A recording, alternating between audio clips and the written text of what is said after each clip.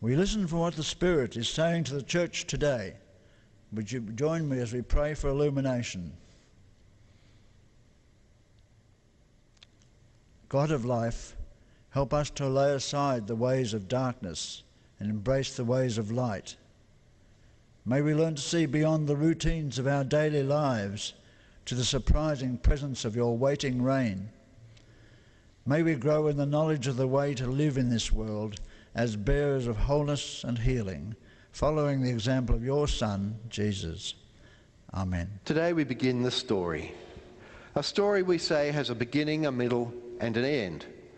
Usually when we tell a story, we relate it in that order. Start at the beginning, work through to the end.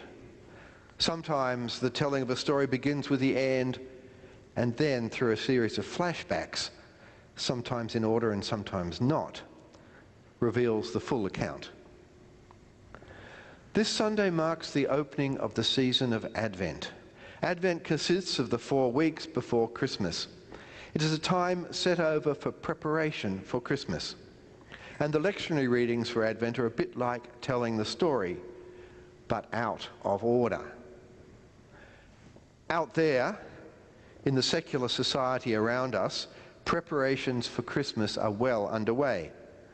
Out there, it's the season of Christmas, Christmas time, when people busily, hurriedly, fretfully, anxiously prepare for Christmas, getting decorations in order, buying cards, writing Christmas letters, buying presents, organising Christmas Day meals, and so on. And speaking of decorations and presents, as I said, I've just come back from 2 weeks in the United States. The stores there are full of Christmas stuff, way more there than here. And I thought I'd bring in a little something which I actually bought as a present for my daughter.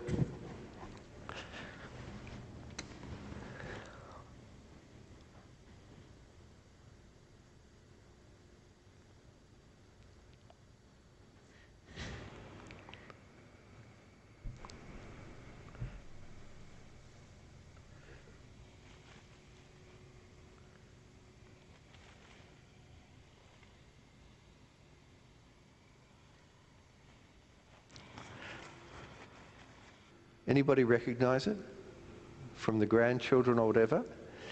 It's an inflatable minion from the movie Despicable Me. Except in this case, he's decked out like a soldier from the Nutcracker Suite. In a sense, and I didn't want to bring in the polar bear with the penguins playing on them. In a sense, this typifies the secular approach to Christmas. A bit gaudy, no connection with the baby Jesus, and rather it's a commercial offshoot from a popular movie. And I was thinking I could use it again at that opening section if we ever talk about Lazarus. Arise. Or typifies the secular approach to Christmas. The season of Advent which we observe in church is different from the season of Christmas outside of the church. Advent is a time of preparation for the birth of Jesus, just as Christmas is a time of celebration of the birth of Jesus, the one who brings peace in all its fullness to the world. Advent is a time of waiting, of getting ready, not in a passive way, but an active way. If Christmas celebrates the birth of Jesus, then someone has suggested that Advent is like the time of pregnancy, waiting for the birth. Nothing can hurry it, but it will happen. And during that time, the family is active with birth classes, setting up arrangements for the new baby and arrangements for life after the birth, and so on.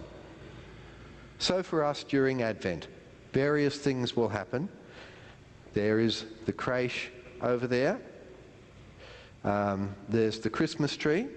Each year we have an empty Christmas tree, and the congregation are invited to place gifts under it for families and children who are not as well off as we are. That will happen next week as part of our service of lessons and carols. Another thing we do in preparation for Christmas. Christmas itself is the beginning of another story. the beginning of the life of Jesus, whose story we tell during the rest of the year, though not in order. Christmas is the beginning of the story of reconciliation and renewal. The first Sunday as Advent is then the beginning of the beginning, the start of the new year for Christmas. And on this day, the beginning of the beginning, where do we start?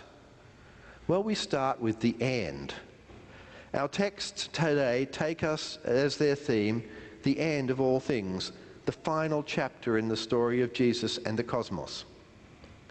So with that in mind, let's hear the words of the prophet Isaiah. A reading from the second chapter of Isaiah, the first 5 verses. The word that Isaiah, son of Amos, saw concerning Judah and Jerusalem. In the days to come, the mountain of the Lord's house shall be established as the highest of mountains, and shall be raised above the hills, and all nations shall stream to it. Many peoples shall come and say, Come, let us go up to the mountain of the Lord, to the house of the God of Jacob, that he may teach us his ways, and that we may walk in his paths. For out of Zion shall go forth instruction, and the word of the Lord from Jerusalem. He shall judge between the nations, and shall arbitrate for many peoples. They shall beat their swords into plowshares, and their spears into pruning hooks. Nation shall not lift up sword against nation, neither shall they learn war any more. O house of Jacob, come, let us walk in the light of the Lord. Is this guy Isaiah for real? Come on, Isaiah. You say that this is a vision of the days to come, but you said those words 2,500 years ago. I don't see many swords being turned into plowshares, or spears into pruning hooks, or tanks into tractors, or machine guns into combine harvesters, or chemical weapons into fertilizer. But I do see plenty of death in the last 2,500 years. Crusades, genocides, potato famine, poisoned wheat, and more. Why, only a short time after you lived, Jerusalem was destroyed after an awful siege. And as for Jerusalem becoming the highest place to which all the nations stream, well, water doesn't flow uphill. What's this vision about? Isaiah isn't our only reading for the day. There's a New Testament reading from the Gospel according to Matthew. And perhaps Matthew can help Isaiah out. Maybe Matthew will say something sensible. A reading from the Holy Gospel according to Matthew, chapter 24, verses 36 to 44.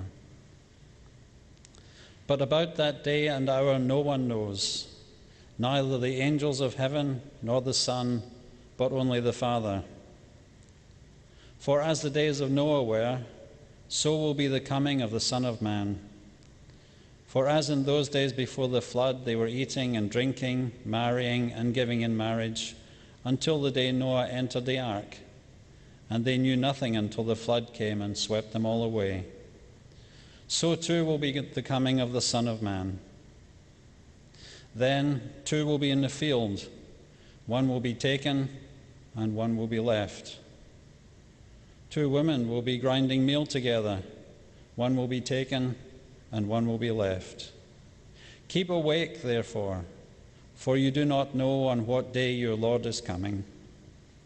But understand this, if the owner of the house had known in what part of the night the thief was coming, he would have stayed awake and would not have let his house be broken into.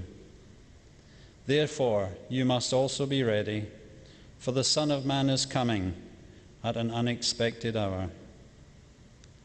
In sacred words of old, we have heard the Spirit speak anew. Matthew isn't much better than Isaiah. At least he doesn't pretend to know when the end will come. No one knows that, he says, not even the angels. However, at first glance, Matthew is not all that comforting. Where Isaiah had a vision of peace, Matthew has anxiety and threat. Jesus in the passage refers to the story of Noah and the flood. Well, in that, a lot of people drowned. Then there were the pairs working together. Out in the field, one is taken and one left. Which alternative would you prefer? To be taken, like those in the flood, or left? And finally, there's mention of a thief breaking into a house. Every homeowner's nightmare. This doesn't really sound like preparation for Christmas, the birth of the Prince of Peace. So let's look at what Matthew says a little bit more closely, starting with the end of the story about the homeowner and the thief at night. The logic of the story suggests that the homeowner is us, is a human being, a disciple. And in that case, who's the thief? The passage on the whole suggests that the thief is the Son of Man who would come in an unexpected hour. The thief is Jesus, or perhaps God. But that would suggest that the thief is a positive symbol in the saying, a good thief. And if the thief is good, is Jesus himself or God, then maybe where the passage says stay awake, it doesn't mean stay awake out of anxiety or fear to stop the thief, but rather to stay awake to welcome God. A bit like that parable of the people waiting for the person to come home. To welcome the unexpected person who comes in the night. With that in mind, if we bounce back to the beginning of the passage, to the reference of the story to Noah and the flood, Jesus has altered this story. In the Hebrew Bible, the reason for the flood is given as the widespread wickedness in society. Most humans are not behaving well. So God decides to send a flood, according to the story, to destroy them. The audience of Jesus would be quite familiar with this story. But Jesus does not say, in the days before the flood, people were behaving badly. No, he says people were eating and drinking and getting married. In other words, people were doing the normal things of life. That's how Jesus frames the reference to Noah. So what would be wrong with this? And I wonder, is Jesus suggesting that doing the normal things of life is not enough? If a person wants to stay alive, they must eat and drink. In ancient times, when there was no social services or superannuation, if a person wanted to have a comfortable life in their old age, they need children to care for them, so they needed marriage. So I wonder, is Jesus hinting that what was happening in the time of Noah was that each individual was focused on his or her own well-being, focused on self rather than on things outside of them, on others? So much so that they couldn't see the coming storm. If so, then wickedness would not be despicable actions, but self-interest, total self-interest. What is the alternative to that? The passage doesn't say exactly what it is, but it's not hard to discover it. In the Gospel of Matthew, Jesus proclaims a new righteousness, a new Torah, a new law, based on the love of God and love of neighbour. The alternative to wickedness is to focusing on self, is focus on others, and living as a member of the kingdom of heaven, the community of divine love. And so I wonder, is Matthew repeating these sayings of Jesus about the end, not so much to create fear and anxiety about the future, but to encourage people to live in a certain way in the present? Is Matthew's talk about the end actually a means to an end, if you'll excuse the wordplay, to motivate a lifestyle of concern for others in the present. Not escaping to some heaven out there, but living in the kingdom, the community of love now. With this in mind, we can look again at the message of Isaiah. I said some harsh words about Isaiah on the grounds that Isaiah's prophecy referred to some time in the near future for him. But what if they too refer to the present? Isaiah presents a vision of a glorious future. And what does he conclude from this vision? He doesn't use it to say that his people are better than others. In fact, the text suggests that everybody will be saved, all the nations, regardless of religion. They will stream to Jerusalem. He does not use this vision for vengeance. He doesn't say, the vision proves we were right.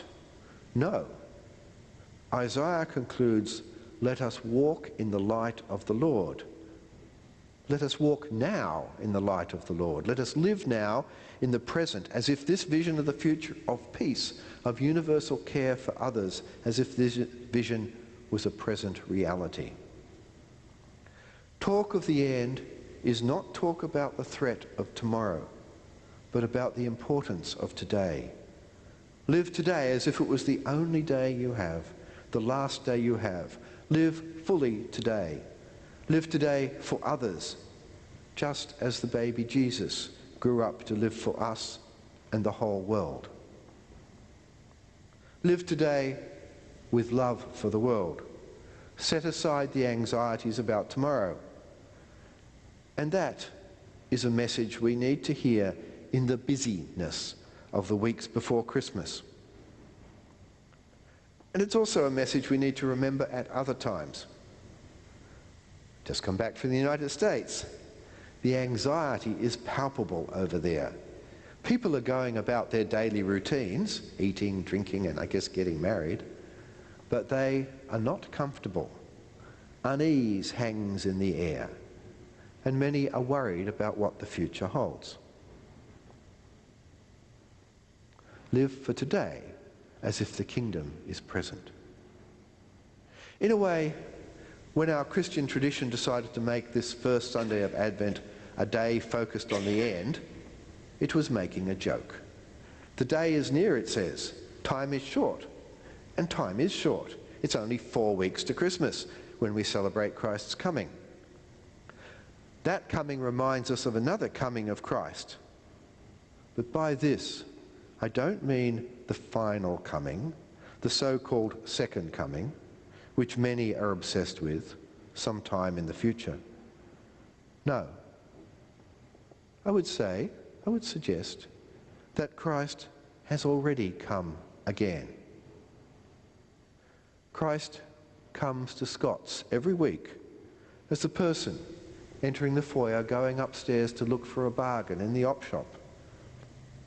Christ comes as the big issue vendor through the outside door over there.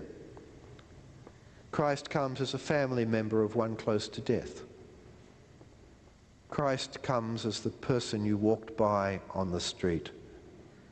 Christ sits with you as the person you said hello to at the start of the service. Christ comes again and again and again. It is not the final second coming as the end of all things that is important. It is the coming that happens every day when we meet people, when we greet our neighbours. There's a story of a wise old rabbi who instructed his students by asking questions. He asked, "How can a person tell when the darkness ends and the day begins?" After thinking for a moment, one student replied, "It is when there is enough light to see an animal in the distance and be able to tell if it is a sheep or a goat." Another student ventured, "It is when there's enough light to see a tree and tell if it is a fig or an oak? The old rabbi gently said, no. It is when you can look into a person's face and recognize them as your brother or sister. For if you cannot recognize in another's face the face of your brother or sister, the darkness has not yet begun to lift, and the light has not yet come. Dear people, on this day, which marks the start of Advent and our preparations for Christmas, let us remember the end, the aim of all of this rush and confusion. Let us remember that God came to us out of love, to rebuild relationships of care and concern. Let us remember in all the rush and confusion to live as members of that divine community of love and show that love to others. Amen.